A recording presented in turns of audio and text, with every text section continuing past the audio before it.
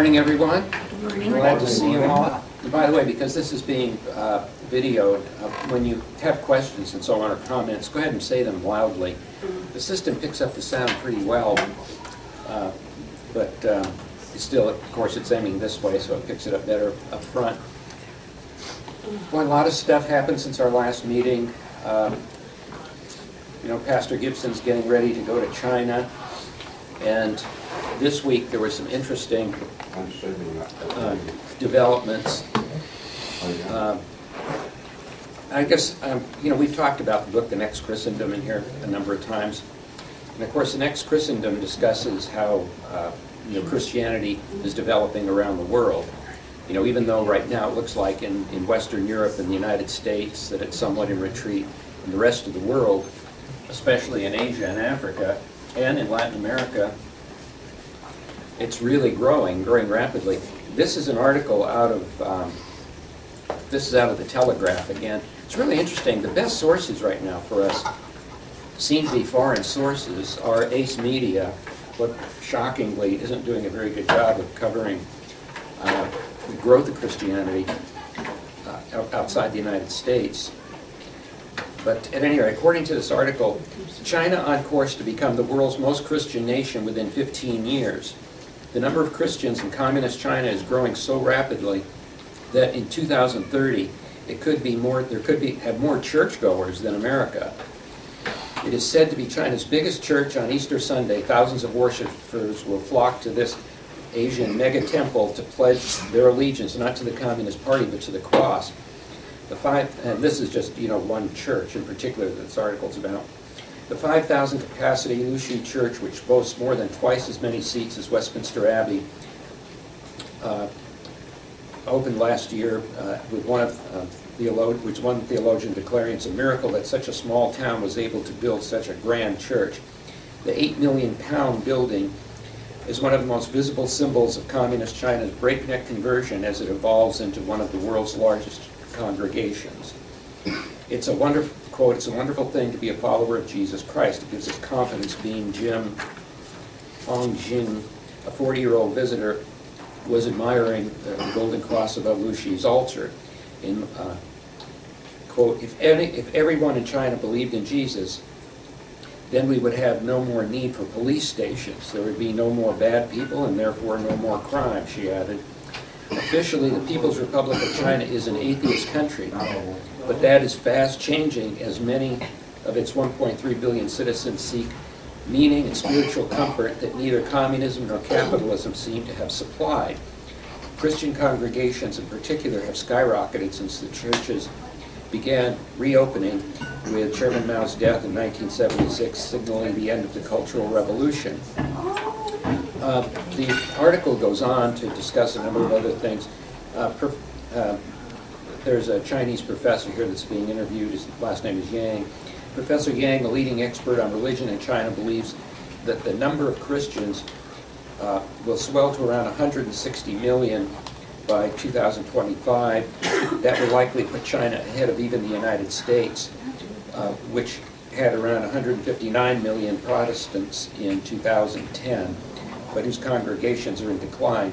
By 2030, China's total Christian population, including Catholics, will exceed 247 million, placing it above Mexico, Brazil, and the United States as the largest Christian congregation in the world.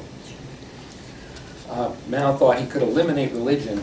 He thought he had accomplished this, Professor Yang said. It's ironic. They didn't. They actually failed completely. This is really something. In the history of the world, many people worry about, China, many Americans worry about, China displacing the United States as the leader of the world system, the world economic system, the world capitalist system. And, the key, of course, since the 1200s, when the current world capitalist system began, the world leader of the world system, the leader of the world system, has always also been the leading Christianizing nation. Before us, it was England. Before England, it was Holland. Before Holland, it was Portugal. Before Portugal, it was Venice. And basically that's where the system started, and it's been that way now for the last 800 years. And in talking to Chinese leadership, they're very aware of this. You know, they feel they're caught on the horns of a dilemma. They, you know, you've heard me say this before, but, you know, they know, they're not sure why, but there seems to be some link between Christianity and innovation, which leads to economic power, which leads to military power, which leads to political power. They know this. You know, they're not sure if it's really a spiritual thing, or they kind of doubt it's a spiritual thing. They think maybe it's a, you know, some sort of secular kind of thing, you know, sort of some sort of psychological thing that, well, Christians are better workers, and therefore, you know, you get more productivity out of them. They know that that's true, and that's known literally all over the world. And it was one of the things, you know, the Soviet Union, even Stalin, when, you know, after the devastating persecutions they had of Christianity and Christians in the Soviet Union, eventually had to ease up on it, because the Christians were, the last remaining, you know, open Christians in the Soviet Union were their best workers. They were the ones that would still show up and work. And consequently, you know, well, when the Second World War came along, of course, they eased up on persecution of Christians.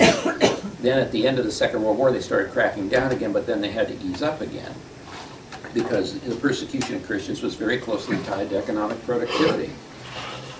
So, of course, that's happening in China, but of course it's not all that simple. That at the same time, you have people in China that don't want Christianity to grow.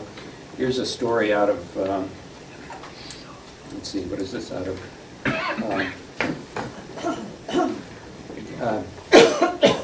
Whoops, I lost the source. But anyway, it's titled, China Accused of Anti-Christian Campaign as Church Demolitions Began. Earlier this month, when thousands of Christians formed a circle to build a shield around their church,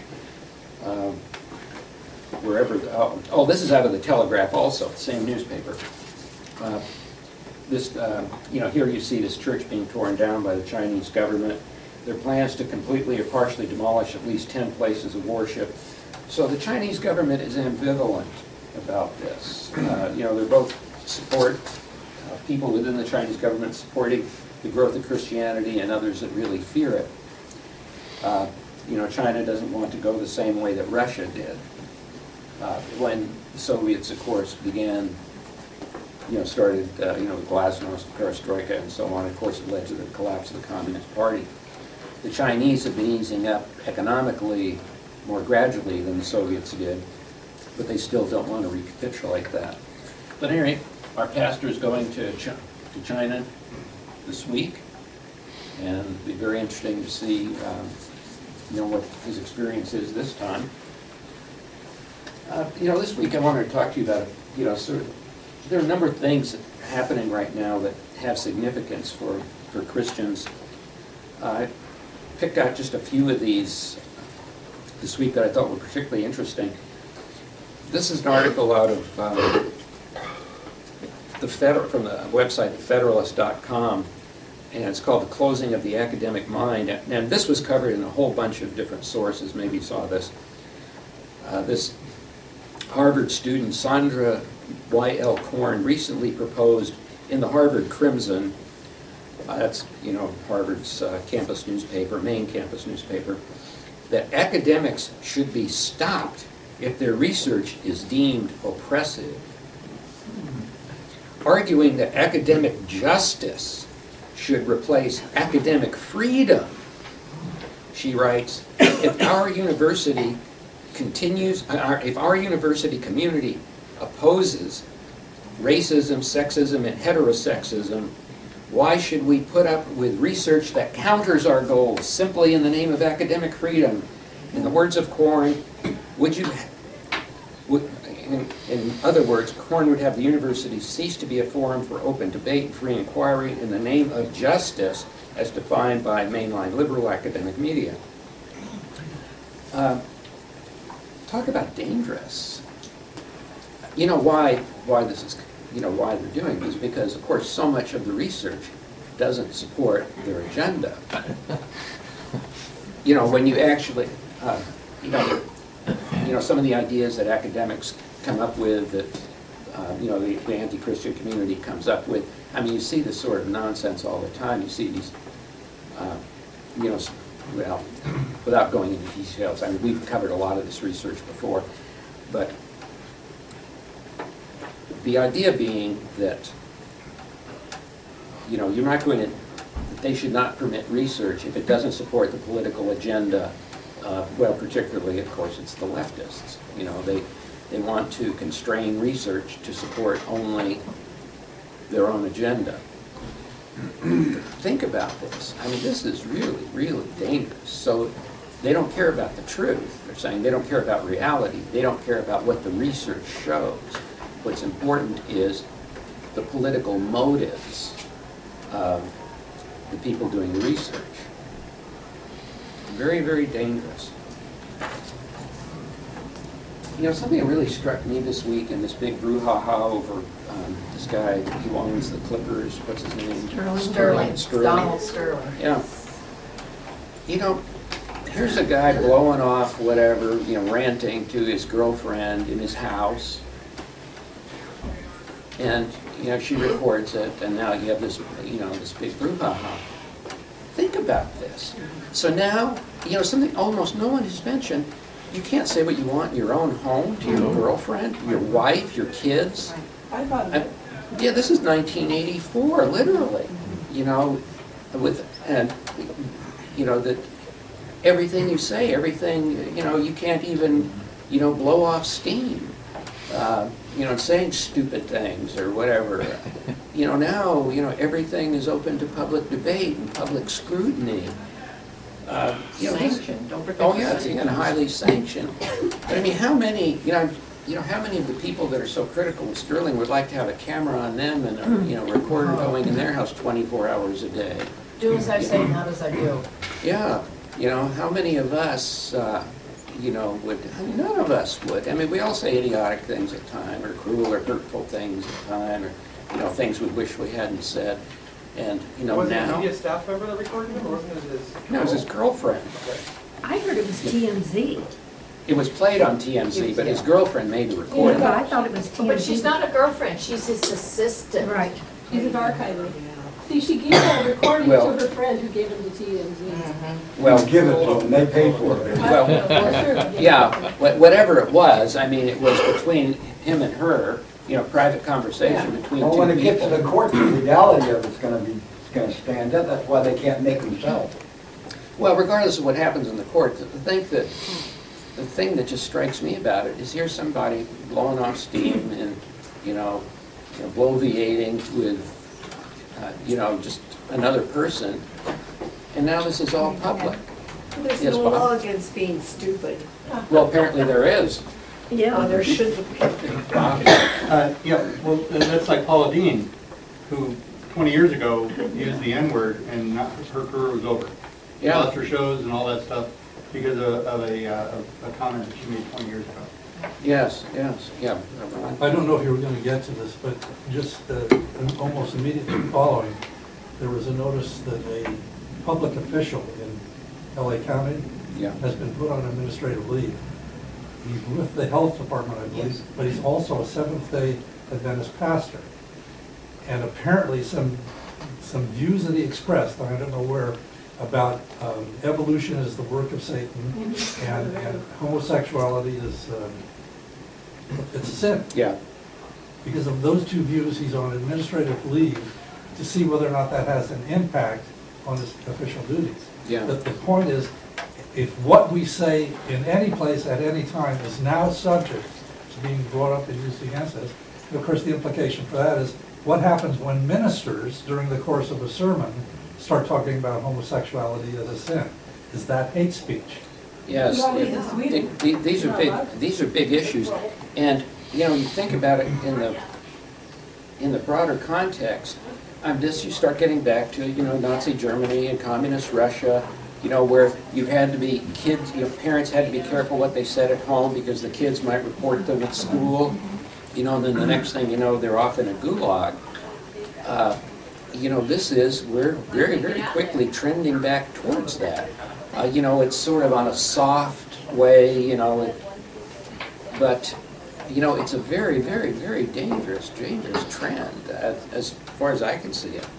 Well, in Germany, I think even before, when the Nazis came to power, they simply passed a law that said anything that is politically offensive to the government is subject to being arrested and put in jail.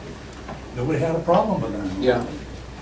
And now there's, I know in North Korea this is true, but I know it's more than North Korea. For a while it was true in the Soviet Union that even failure to say positive things about the regime indicated a lack of, was a criticism. So, you know, in a country like North Korea now, you know, you have to always be saying positive things about the great leader, you know. But at any rate, back to, this was an interesting one. This is an older one, actually, but came back up on a website on Earth Day. Oxford evolutionary psychologist on unselfishness on Earth Day. In honor of Earth Day, here's evolutionary psychologist and friend of Richard Dawkins, Susan Blackmore. This is reported out of The Guardian again, on the hard choices regarding climate change. And these are quotes of hers. If we take the unselfish route and try to save everyone, the outcome is likely to be horrific conflict and a fight over resources and continuing devastation of the planet until most or all of humanity is dead. If we decide to put the planet first, then we ourselves are the pathogens. So, human beings are a disease, we're pathogenic.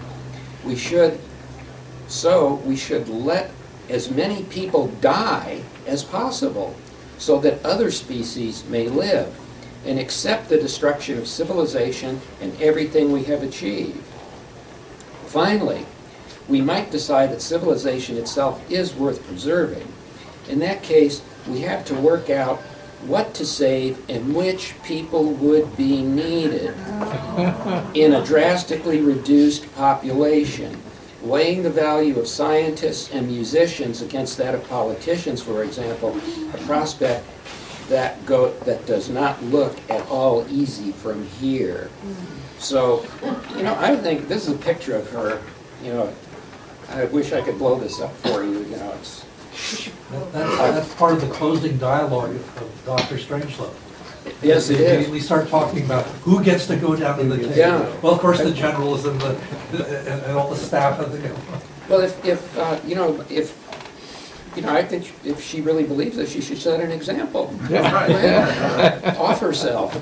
You know, out of unselfishness. I mean, why? You know. I mean, what better? That's the way you should lead, isn't it? You lead by doing. You lead by setting an example.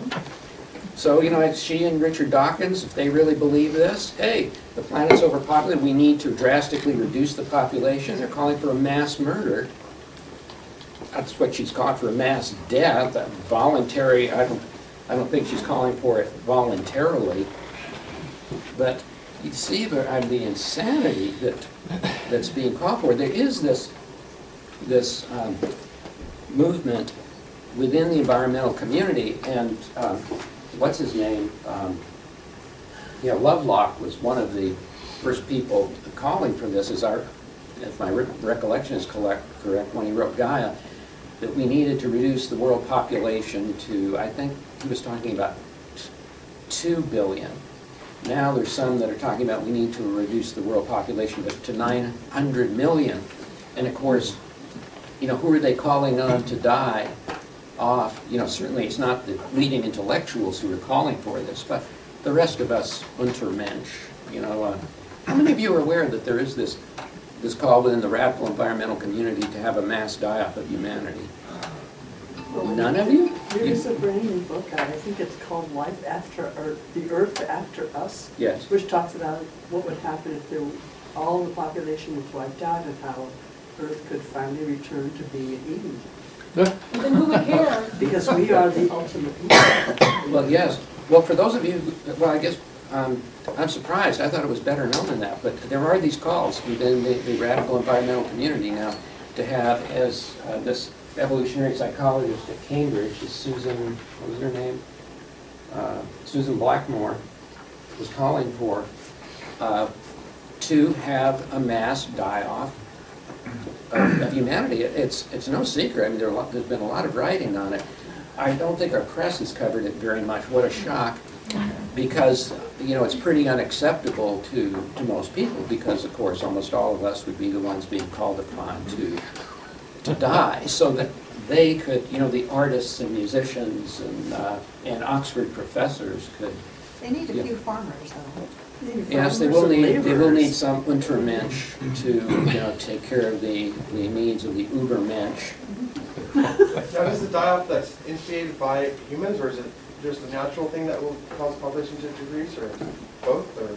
Well, no, they're calling, well, it depends on which environmentalist you're talking to. Some of them, like Lovelock, thought it would just happen as a result of a natural process. That we, you know, because we were, the way we were using our resources, we would have these big die-offs and so on, which, you know, could turn out to be possible. You know, a new virus might come along, and we may have a repeat of the 1350s, you know, from 1348 to 1352.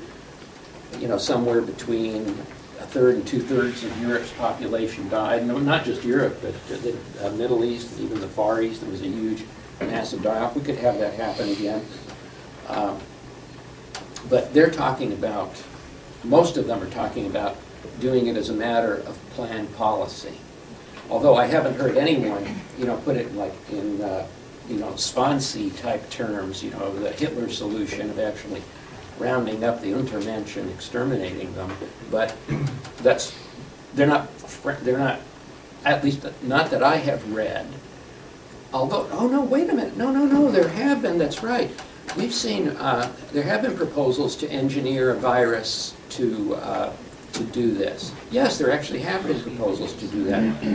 And that's actually part of what triggered some of the conspiracy theories about AIDS, that AIDS was actually, you know, there's a group, especially in France, there was a guy who had some credibility, who was claiming that the AIDS virus, the AIDS retrovirus, was actually engineered through a UN program, and they started testing it in Africa, and it got out of control. And I mean, when you looked at the evidence, I mean, the evidence for it was not at all good. You know, But that this was wouldn't true. necessarily be selective, though. I mean, if you have some kind of thing like that, unless you isolated yourself and where you wouldn't be in contact with anybody, that wouldn't be selective.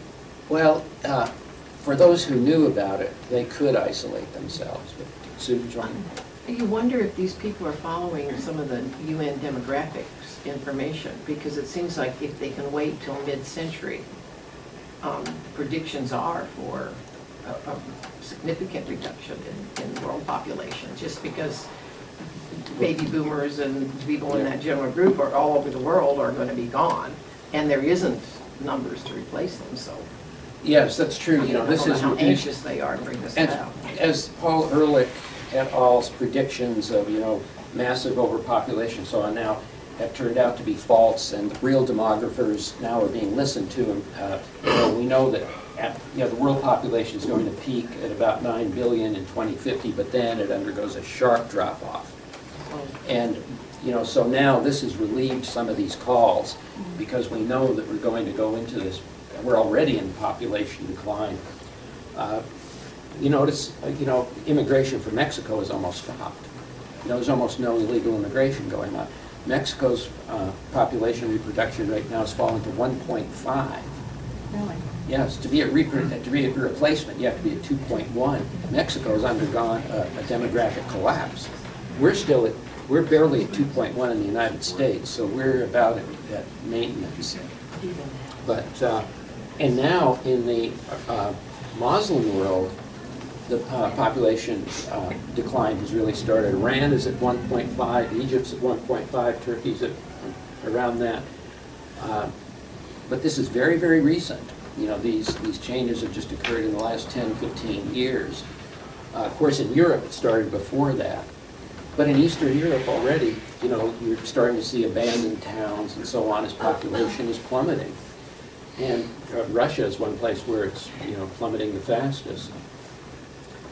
But I came across this before we get to our study. This is just too good not to share. This is, these are predictions, the first Earth Day, 1970, Earth Day, very first one. Here's a list of predictions that were made, Earth Day, 1970. Okay. Number one, George Wald, Harvard biologist, Harvard biologist, quote, civilization will end within 15 or 30 years unless immediate action is taken against the problems facing mankind. Well, apparently we took the action. In the 1970s, we've been 2000. We didn't list the problems, though. Right, no, just civilization will end, period. No more civilization. Okay. This one is Paul Ehrlich. Population will inevitably and completely outstrip whatever small increases in food supplies we make. The death rate will increase until at least 1 to 200 million people per year will be starving to death during the next 10 years. 1970. Yeah, we're going to have between 100 and 200 million people starving to death. And this is Paul Ehrlich, and he's still, being quoted widely. He's still the great prognosticator. Number 5, next one. This is, another one of Paul Ehrlich's. Most of the people who are going to die in the greatest cataclysm in the history of man have already been born. Some experts feel that food shortages will have escalated to present levels of will have escalated the present level of world hunger and starvation into famines of unbelievable proportions. Other experts, more optimistic, think the ultimate food population collision will not occur until the decade of the 1980s. So he was predicting that by 1975 we were going to be in famine worldwide. Next one.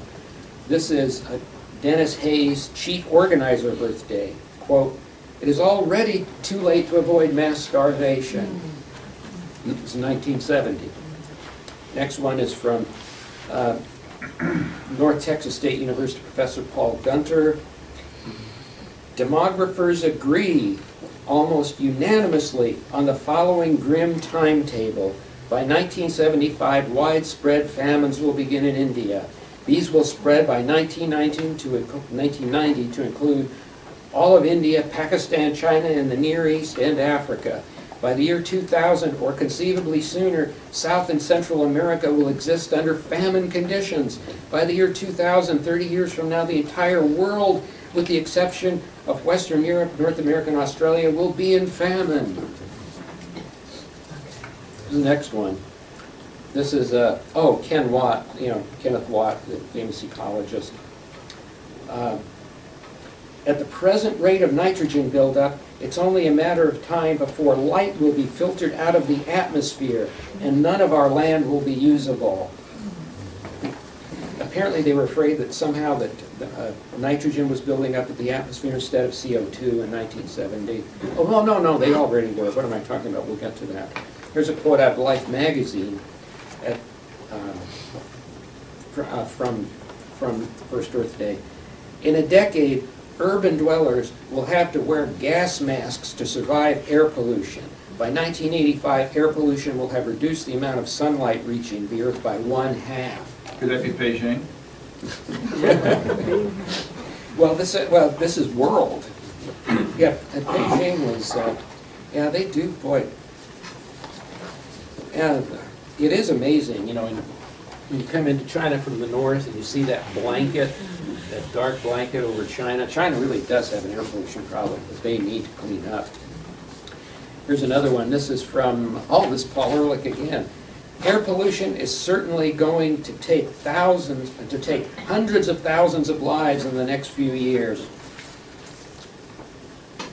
This is, again, Ken Watt.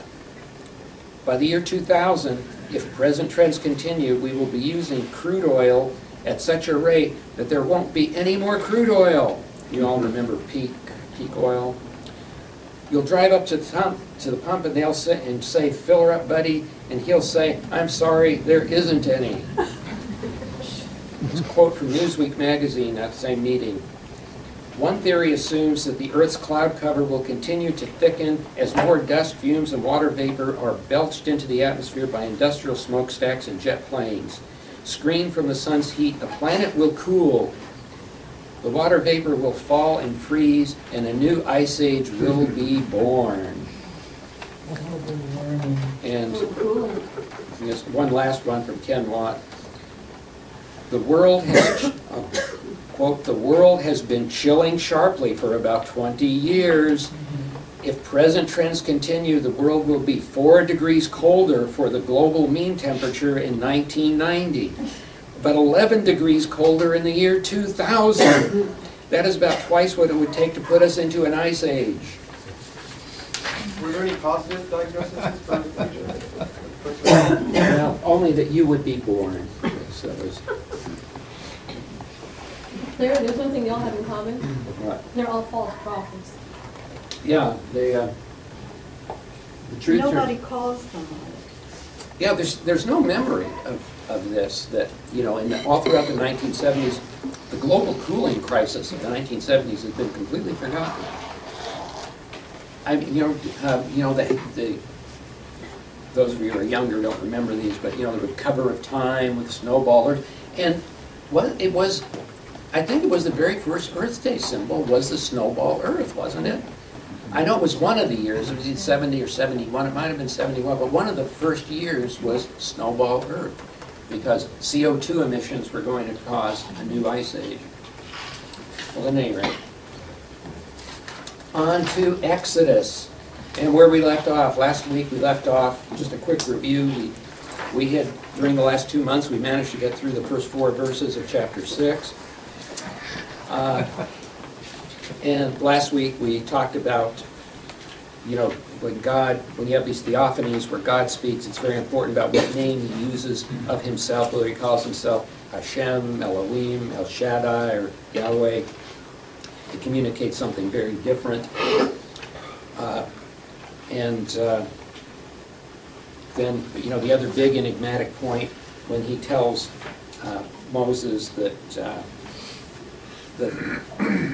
you know, that the Jews are going to sojourn in Canaan, and brings up the question of where their real home is. If their real home isn't in Canaan, you know, in Israel, where is their real home? And of course, this is, you know, raises a problem for the Sadducees, because God seems to be talking about an afterlife at this point. Okay, let's move on to the next 3 verses. Would someone read verse in chapter 6, verses 5 through 8 in the NIV, please? Moreover, I have heard the groaning of the Israelites, whom the Egyptians are enslaving, and I have remembered my covenant. Therefore say to the Israelites, I am the Lord, and I will bring you out from under the yoke of the Egyptians. I will free you from being slaves to them, and I will redeem you with the outstretched arm and with mighty acts of judgment. I will take you as my own people, and I will be your God. Then you will know that I am the Lord your God, who brought you out from under the yoke of the Egyptians. That's the end of 7. Oh, would you finish 8, please? Okay. And I will bring you to the land I swore with uplifted hand to give to Abraham, to Isaac, and to Jacob. I will give it to you as a possession. I am the Lord. Okay, and here it is in the Chumash. Well, let's start there. Do these, you know, if we read these very carefully on the surface, of course, you know, what we're talking about here, this is, you know, God is telling Moses again that this was after Moses complained to God about, you know, why were they having difficulty getting the Egyptians to let the Israelites go? You know, why hadn't they? You know, there'd been Moses and the rest of the Israelites thought that they, you know, God told them this, and would happen like this, told them they were going to be set free, they were going to go to the, and it didn't happen instantly. Moses goes before God and starts complaining, and then this is God's response. One of the problems with doing this for YouTube is that, it's, if we don't, it's hard to pick up, if you're just watching the YouTube without the context of the biblical passages before and after, it's a little disjointed, but we really can't help that at this point. Okay, do these verses seem like particularly important verses? Are they really striking? Do they really stand out? Does it seem like there are any big ideas here? Well, in English, I don't think it comes across as clearly as it does in the Chumash. Yes. I mean, we don't have the English equivalent of Hashem. Good point. I'll read it to you out of the Chumash in English. Moreover, I have heard the groans of the children of Israel, whom Egypt enslaved, and I have remembered my covenant. What was the covenant? His promise to Abraham. Right. The covenant that he's referring to is Genesis 15, verses 12 through 16. Would somebody read that? 15. Yeah, Genesis 15, verses 12 through 16. 12. Okay, 12.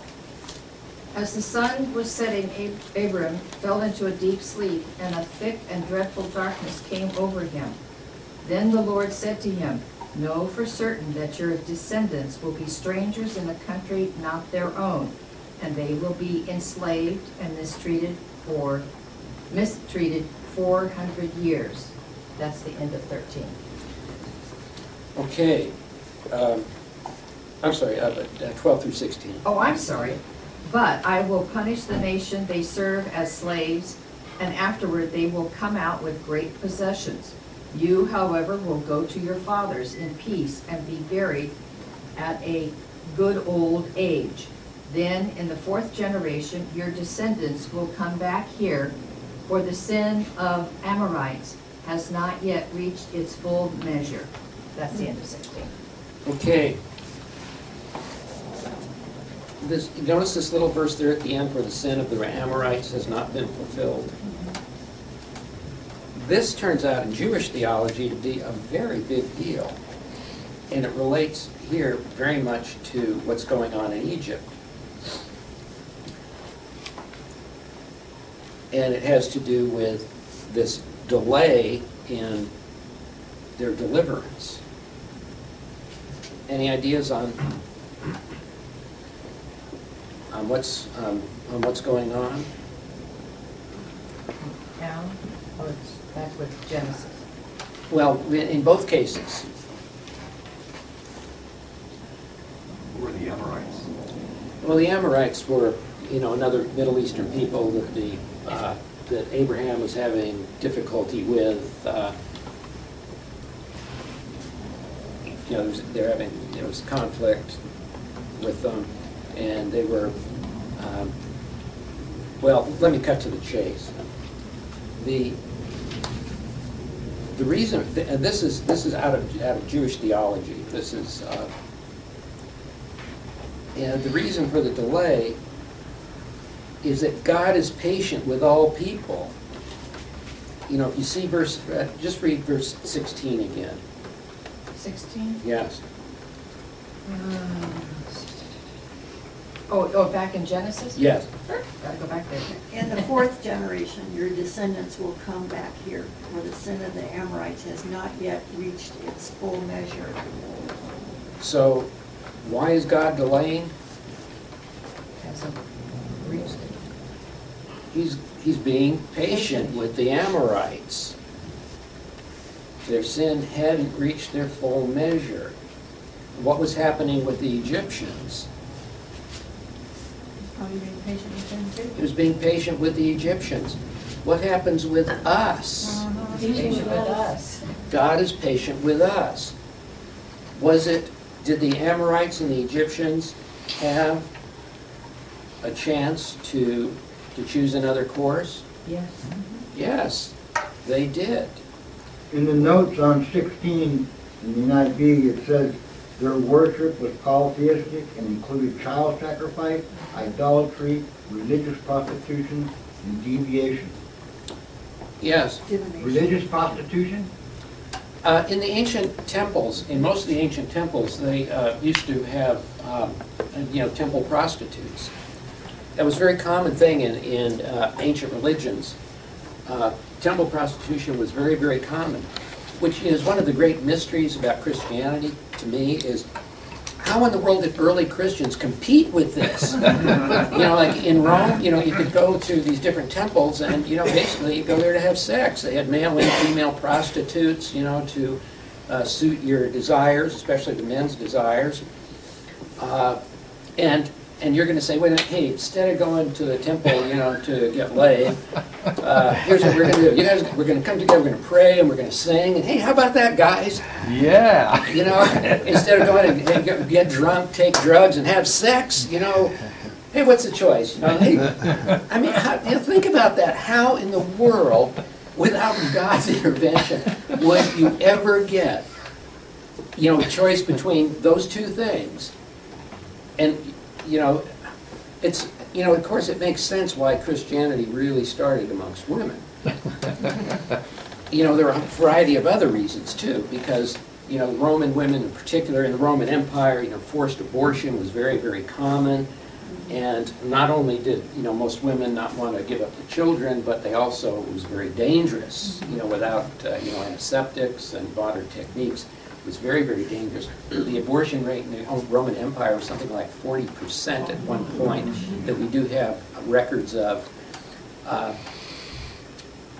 And there were a variety of other things too. Christian women could have property. The Christian church was pushing to have women, enabling women to have property in their own names. They were successful in getting this legislated. Of course, you'll never hear that, and the retelling of how Christians oppressed women. Of course, the truth is the exact opposite. It's primarily started, it was very, very popular with women. That's a whole other story. Let's not even go there right now. But this is hugely important for all of us as individuals. I mean, how many of us in our experience have we can go back and look at how patient God was being with us. I mean, I think, I know in my own case, I think it's just remarkable. My life is, as an atheist,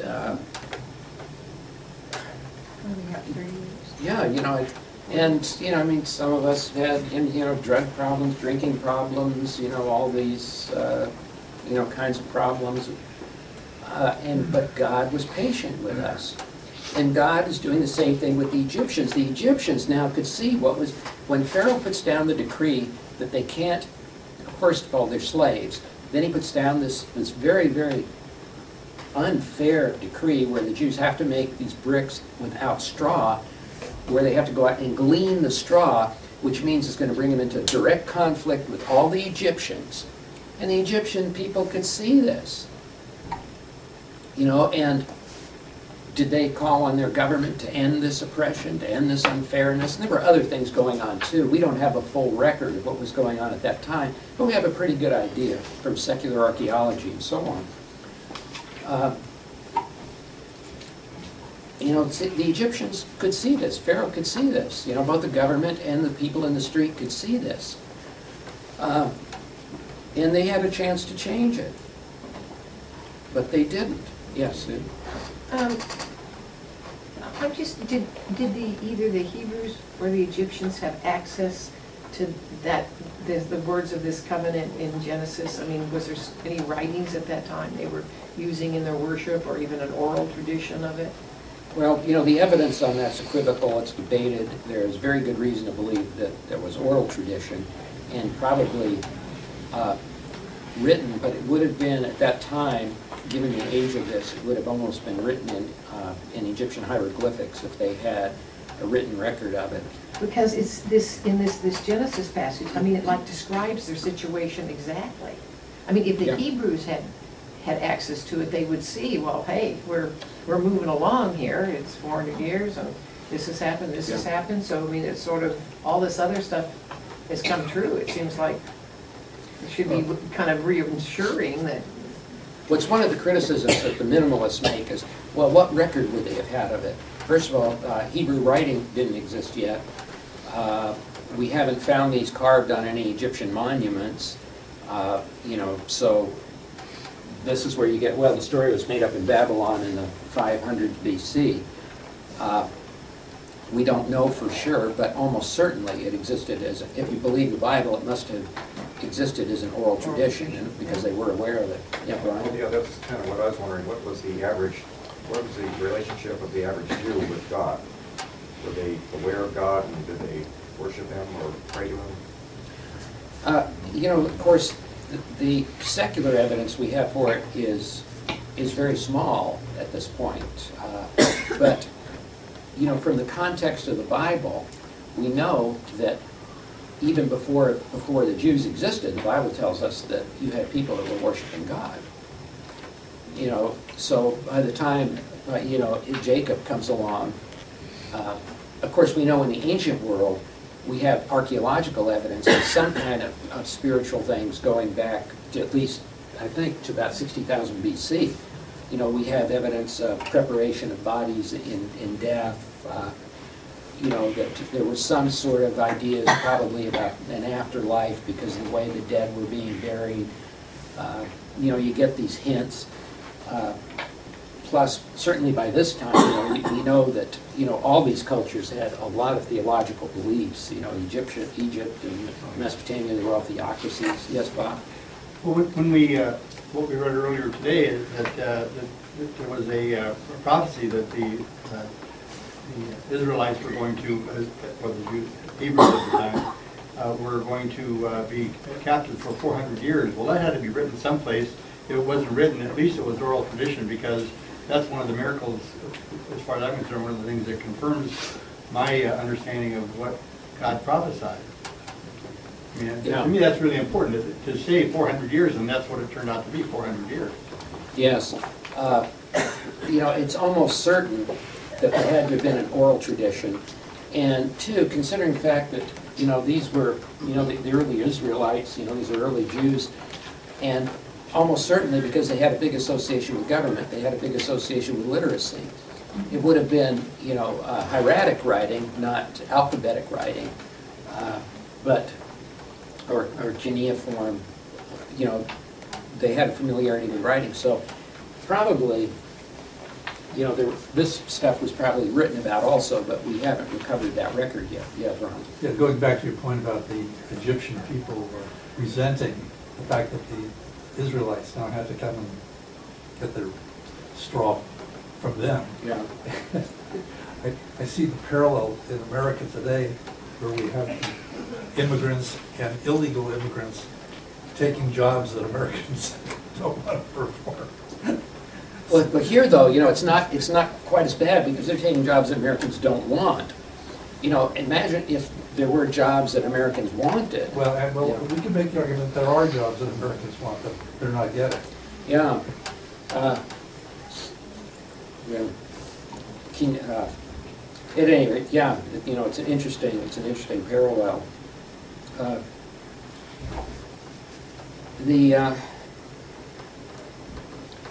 This thing about God being patient with us, and the way the Bible puts it, it's within the context of nations, the Amorites, the Egyptians, and we see other parallels with this later on, coming with the Babylonians and so on. And you really wonder about with us, with the United States, and are we in that period now where God is being patient with us? I know he's being patient with me. Well, hey, we all know that. But in a way, at a personal level, it is reassuring. But you do need to change at some point. If you don't change, you go off this cliff. And there does seem to be a point of no return on this as individuals, and maybe also as nations. And, you know, that is very, very troubling. Well, we see that with Moses himself here. He's kind of argued with God all along about trying to be his person to go to the Pharaoh. And then he finally crosses the line and God just lays down the law to him. Yes, and God is patient with Moses. Yeah, you know, and it's interesting, in Christian tradition, we don't quite see it the way the Jews do. The Jews see it much more clearly. And when you look at the scripture carefully, I think that their case is very strong. I mean, it's not that Christians disagree on this, it's just that, you know, to us it's not, you know, not really an important thing, but to the Jews it is. And of course, to us as people, this is very, very important. You know, there is this thing about deathbed conversions. You know, God gives you a chance right up to the end. There do seem to be, I mean, I've seen, you know, something comes to mind. I knew someone, friend of the family for years and years. He used to say that, well, he was going to wait till the last minute. You know, he's leading a sinful life, and he used openly used to talk about, at the last minute, he was going to convert. I forget what the word he was using was. It wasn't convert, but whatever. At the last minute, you know, he was, you know, going to change, and He planned this before the last minute. right, yeah. I mean, you know, I knew him like from the time he was in his 50s till he died, and he used to, you know, and he was doing things he knew he shouldn't be doing, but he was saying, you know, just before I die, I'm going to change. And I remember when he was on his deathbed, he lost the ability to change. Not that he couldn't talk, but he became very, very, very bitter. And at the end, the people that loved him, his wife and kids and so on, and family coming to see him, he was nasty and rude and angry. He wasn't able to make the change, at least that I could detect. You know, to me, I thought he died in a very, very, very bad place. But, you know, he thought he was going to trick God. You know, maybe that's when God bothered him. I can just see him now. He's on his deathbed, and he's getting ready to make the conversion. He has a heart attack and dies instantaneously. I mean, you can't really plan on it. Yeah. Because you don't know if some guy's going to come over the double yellow line, or if the bus you're in crashes, or if the plane crashes. You don't have control of any of those issues. And I think that, for me personally, that's what happened to me, is I made the decision to give my life to the Lord only because I didn't want to take a chance on missing the opportunity. Yeah. And you lose all the benefit of living this way. You know, there's one famous story about this. Just so happened by coincidence that this was, Sherman Harris was a movie producer back in the 1930s, and he was a good friend of W.C. Fields. And this is a story that's told a lot about Fields, but when Fields was sick and old, and he was dying of cirrhosis of the liver, and he was in the Hollywood Home for Actors or whatever out in the valley, and Sherman went to see him. Just so happened, I actually knew Sherman Harris's niece, and it was sort of a famous story in their family. He went to see him, and comes up, and Fields is sitting on the front porch in a rocking chair, and he's reading the Bible, and he said to him, "Bill, what are you doing reading the Bible?" And he's flipping through it and says, "Just looking for a loophole." Oh, well, we're almost out of time. Let's see.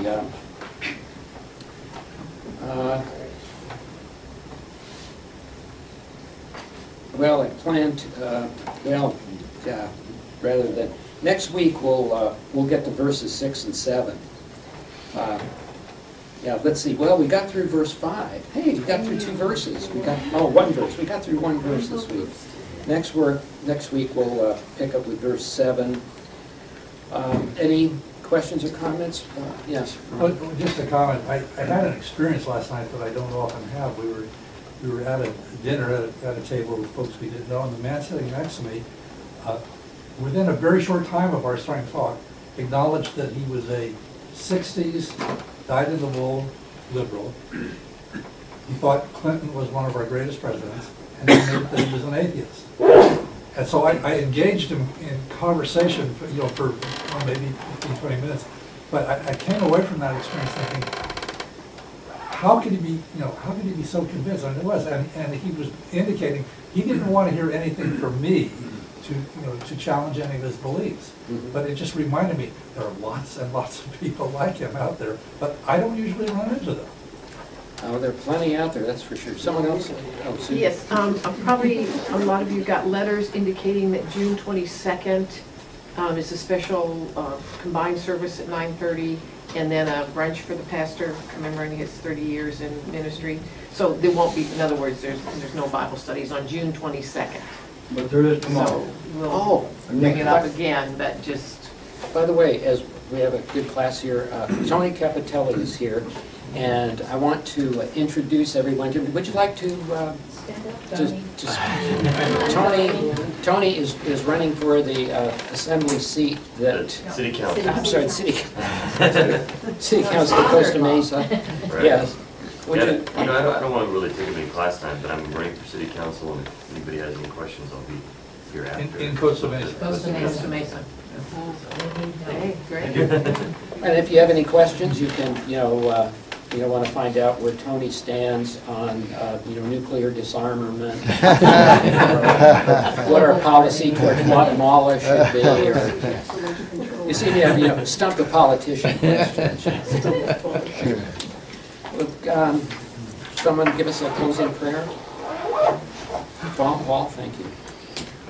Lord, again, thank you for bringing us together to study your word and to kind of look at some of the things that are going on in the world around us. We always acknowledge, though, that your glory kind of overshadows all the stuff we see. Anyway, be with us in this coming week and so on our way home. In Jesus' name, amen. Amen. Don't forget Voters Assembly Tuesday evening, very important.